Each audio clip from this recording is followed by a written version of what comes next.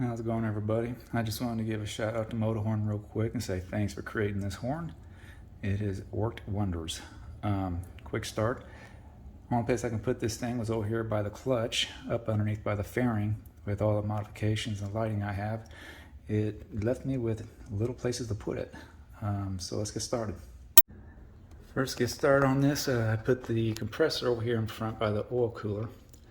I did put it upside down because in order to get less hose and also to keep the wires from touching at the bottom on your oil cooler, it wasn't a good idea to put it upright. So I did have to put it upside down.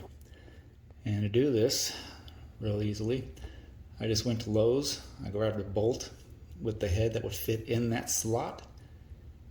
And what I did is the bolt itself was a little bit too large.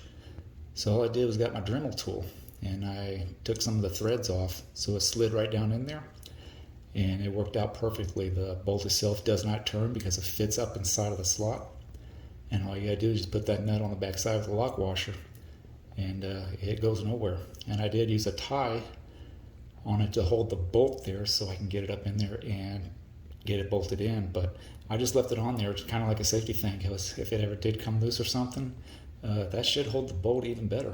So I did use the tie there.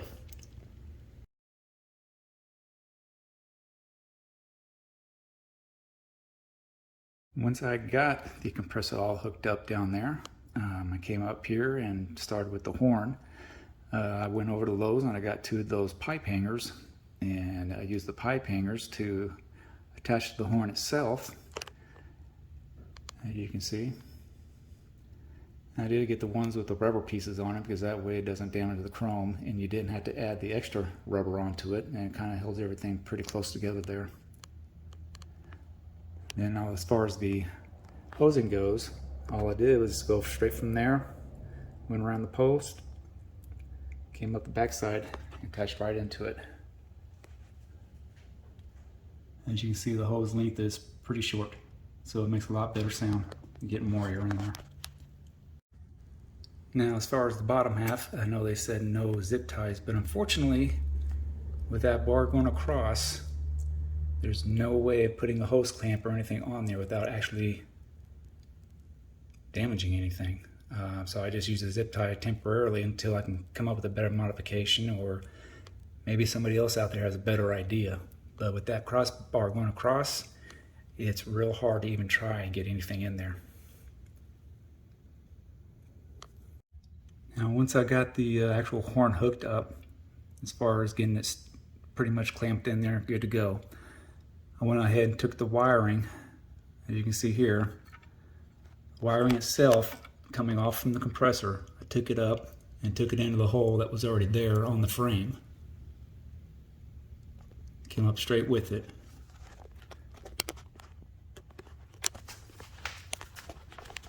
And all I did was run it up underneath the tank right there. Now, I did not have to actually take the tank off. I don't think you would either. I have a 2015 Street Glide.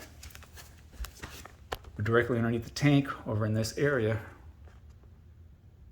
there is actually a ring with wires going through it.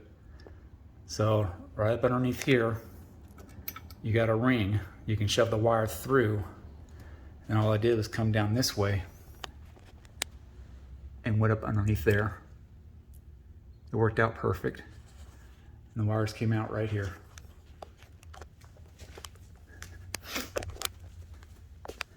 All I did was run the wires back, everything to the relay.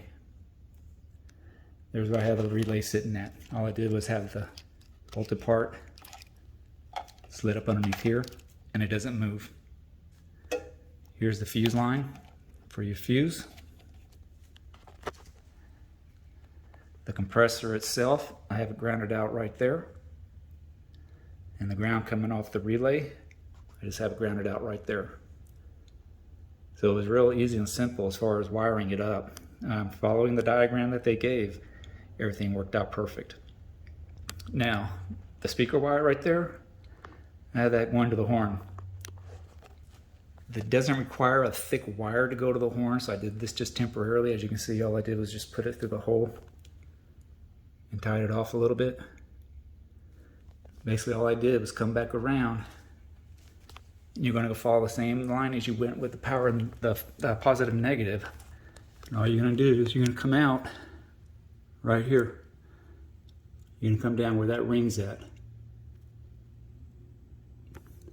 And since I have no way of propping the camera, I'm going to try and take this down a little bit. So let me show you what I did, because I did leave the original horn intact with the actual MotoHorn. So, because the wire is thin, I was able to run it into the same line. And because it's thin, it slid right over that plate still, even with the wire. I put the wire in there the same way I did on the relays, just tied into that hole that's already there, and then just slip that back on. This is just temporary, just to get the testing on it. It does work.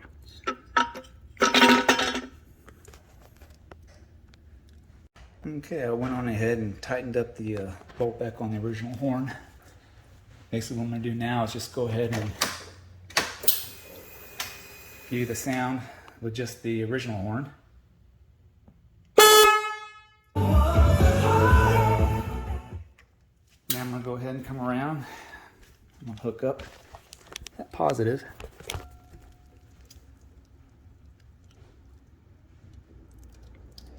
All right. Now you can hear what it sounds like with both of them.